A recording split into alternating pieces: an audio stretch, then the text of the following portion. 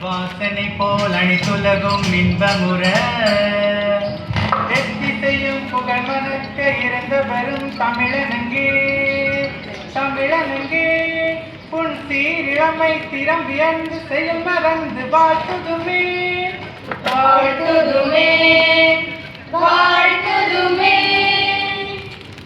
தங்கனித்தோம் என்று சொல்லியே வெளியில் பாட வந்தருள்வாய் தமிழ் அன்னையே வீசையோடு மத்தளம் கைத்தாளம் போட பாடிட வந்தோம் ஐயா புற்றுநோயின் விளைவுகளும் அதனை தடுக்கும் வழிகளையும்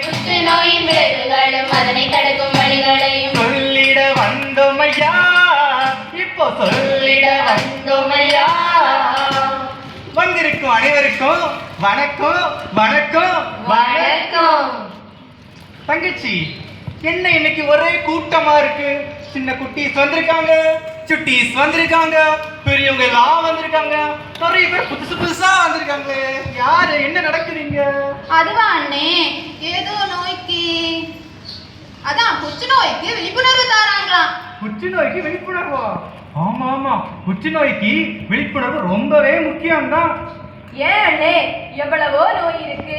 டெங்கு இருக்கு, சரி, மலேரியா இருக்கு, சரி, ஏன் கொரோனா கூட இருக்கு. ஆமா, இதுக்கெல்லாம் கொடுக்காத முக்கியத்துவம் ஏன் இந்த புற்றுநோய்க்கு மட்டும் கொடுக்கறாங்க? தங்கச்சி அத பத்தி தான் இன்னைக்கு சொல்ல போறேன். புற்றுநோய் புற்றுநோய் புற்றுநோய் மனிதனை அழிக்கும் கொடிய நோய். கொடை புற்றுநோய் புற்றுநோய் புற்றுநோய் மனிதனை அழிக்கும் கொடிய நோய். மனிதனின் தவறால் தோன்றும் நோய் மானிட வாழ்வை அழிக்கும் நோய். மனிதனின் தவறால் தோன்றும் நோய் இது மானிட வாழ்வை அழிக்கும் நோய். அடேங்கப்பா, அவ்வளோ பெரிய நோயா இது? அதை பத்தி கொஞ்சம் சொல்லுங்களேன். சொல்றேன் தங்கச்சி. செல்களின் கட்டுப்பாடற்ற வளர்ச்சியே புற்றுநோய் எனப்படுகிறது. சரி, இதில் பெனின் என்பது ஆபத்தில்லாத கட்டி. சரி சரி. ஆனால் மேலிக்னன்ஸ் என்பது உடலின் மற்ற பாகங்களுக்கும் பரவக்கூடிய புற்றுநோய் கட்டியாகும். இதனை முக்கியமாக 2 பிரிவுகளாக பிரிக்கலாம். இரத்தம் மற்றும் நிணநீர் சார்ந்த திரவ வடிவ புற்றுநோய்கள் மற்றும் உடல் உறுப்புகள், எலும்பு, தசை ஆகியவற்றில் பரவக்கூடிய திடமான புற்றுநோய்கள். அப்படியா? சரி அண்ணே, இந்த கொரோனாக்கெல்லாம் இருமல், காய்ச்சல் மாதிரியான அறிகுறி எல்லாம் இருக்கு. அப்ப இந்த புற்றுநோய்க்கு என்ன அறிகுறி எல்லாம் இருக்கு கொஞ்சம் சொல்லுங்களே. நோய்க்கு பின் அறிகுறி இருக்காதா? சொல்றேன். உடலில் கட்டிகள், அங்காங்கே வீக்கங்கள். உடலில் கட்டிகள், அங்காங்கே வீக்கங்கள். உடல் எடை குறைவும் ஏற்படும். ஆமா, உடல் எடை குறைவும் ஏற்படும். உடலில் சோர்வும் நிறத்தில் மாற்றமும் அறிகுறியாய் உடலில் தென்படும். ஆமா, அறிகுறியாய் உடலில் தென்படும். இது போன்ற அறிகுறிகள் எல்லாம் காணப்படும். அது மட்டும் இல்லாமல் குறையாத இருமல், தீராத காய்ச்சல் புற்றுநோய்க்கு அறிகுறிகளாக காணப்படுகின்றன. அண்ணே, இந்த நோய் வர என்னென்ன காரணம் இருக்கு கொஞ்சம் சொல்லுங்களே கேட்போம். சொல்லிட்டா போச்சு. புகையிலை பழக்கம், சிகரெட்டும், போதை பொருளும், குடி பழக்கம், கதிர்வீச்சும் காரணமாம், கேன்சர் உண்டாக காரணமாம். கதிர்வீச்சும் காரணமாம், கேன்சர் உண்டாக காரணமாம். இவ்வாறு புற்றுநோய் உருவாக பல காரணங்கள் இருக்கு. ஏன் நம்ம குட்டி சுட்டீஸ் இருக்காங்கல்ல, அவங்க தூங்கும் போது மொபைல் போனை பக்கத்துல வச்சுட்டு தூங்கினா அதுல இருந்து ஏற்படுற கதிர்வீச்சினால கூட கேன்சர் ஏற்படுறதா ஆய்வுகள் சொல்லுகின்றது. நல்ல வேலை அண்ணே, இந்த மாதிரி கெட்ட பழக்க வழக்கங்கள் எல்லாம் நம்ம பிள்ளைங்க யாருக்குமே இல்ல. யாருக்கும் இல்ல அந்த கெட்ட பழக்கம்? நல்ல பிள்ளைங்க. சரி, ஆனா இது மட்டுமே காரணம் இல்ல. நம்மளுடைய சுற்றுச்சூழல், உணவு பழக்க வழக்கங்கள் ஆகியவையும் புற்றுநோய் ஏற்பட பிரதானமான காரணமாக இருக்கின்றது. அப்போ வெளிய சாப்பாடு எல்லாம் கவனமா தானே சாப்பிடணும் அண்ணே. எனக்கு எப்பவுமே அந்த சாப்பாடு புத்தி தான். ஆமா, அண்ணி சொல்றதும் உண்மைதான். கவனமா பார்த்து தான் சாப்பிடணும். இப்படி புற்றுநோய்க்கு பல காரணங்கள் இருக்கிற மாதிரி இந்த புற்றுநோய்க்கு பல வகைகளுமே இருக்கு. புற்றுநோயில வகைகளானே, புற்றுநோயில தான் பல வகைகளும் உண்டு, அதை பத்தி நான் சொல்லுறேன் கவனமா கேளு. புற்றுநோயில தான் பல வகைகளும் உண்டு, அதை பத்தி நான் சொல்லுறேன் கவனமா கேளு. வாய் புற்றுநோய், தோல் புற்றுநோய், இரத்த புற்றுநோய், நுரையீரல் புற்றுநோய்.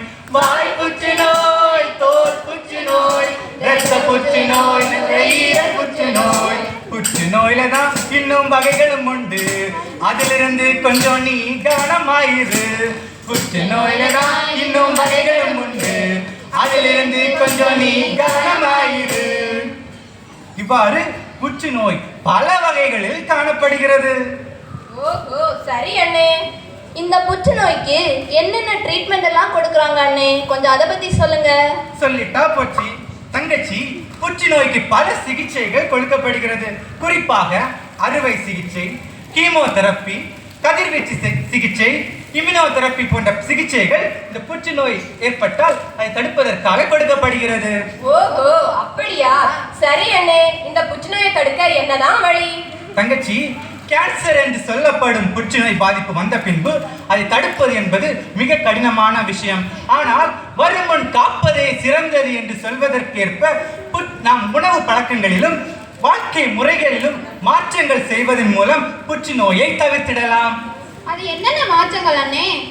போதை பழக்கம் வேண்டாம் வேண்டாம், துரித உணவு வேண்டாம் வேண்டாம், இயற்கை மாசு வேண்டாம் வேண்டாம், இவற்றால் புற்றுநோய் வந்திடுமே. ஆமா, இவற்றால் புற்றுநோய் வந்திடுமே. சரி அண்ணே, இதெல்லாம் வேண்டான்னு சொல்லிட்டீங்க, எதெல்லாம் வேணும்னு சொல்லலையே இன்னும்? உடலின் உழைப்பு வேண்டும் வேண்டும், ஊட்டமுள்ள உணவு வேண்டும் வேண்டும், சுற்றுப்புற தூய்மை வேண்டும் வேண்டும், இவற்றால் புற்றுநோயை தவிர்த்திடலாம். இவற்றால் புற்றுநோயை தவிர்த்திடலாம். ஓஹோ, அப்ப முறையான வாழ்க்கை முறையை கையாண்டா புற்றுநோயை தவிர்த்திடலாம்னு சொல்றீங்க. ஆமா தங்கச்சி, பாயிண்ட பிடிச்சிட்ட. அது மட்டுமல்ல, இந்த கொடிய நோயை பற்றி விழிப்புணர்வை மக்களிடையே, குறிப்பாக இளைய தலைமுறையினரிடையே ஏற்படுத்த வேண்டியது நம் அனைவருடைய கடமையாக இருக்கின்றது. அதற்கு இந்த ஊடகத்தை கருவிகளாக நாம் பயன்படுத்த வேண்டும். அதையும் தாண்டி நம்மை சார்ந்தவர்கள் புற்றுநோயால் பாதிப்பால் ஏற்பட்டால் அவர்களை ஒதுக்கி வைத்து விடாமல் அவர்களிடம் அன்போடும் கருணையோடும் பாசத்தோடும் நடக்க வேண்டும். ஊக்கமளிக்கும் வார்த்தைகளால் அவர்களுக்கு நம்பிக்கையூட்ட வேண்டும். எனக்கு அன்பான பெரியோரை சிறியோரை, தகுந்த உணவு பழக்கத்தாலும் வாழ்க்கை முறைகளாலும் புற்றுநோய் என்னும் அரக்கனை விரட்டி அடிப்போம்.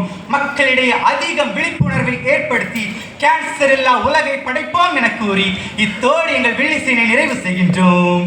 வாழியவே வாழியவே தமிழன்னை என்றும் வாழியவே. படை வாழியவே வாழியவே தமிழன்னை என்றும் வாழியவே.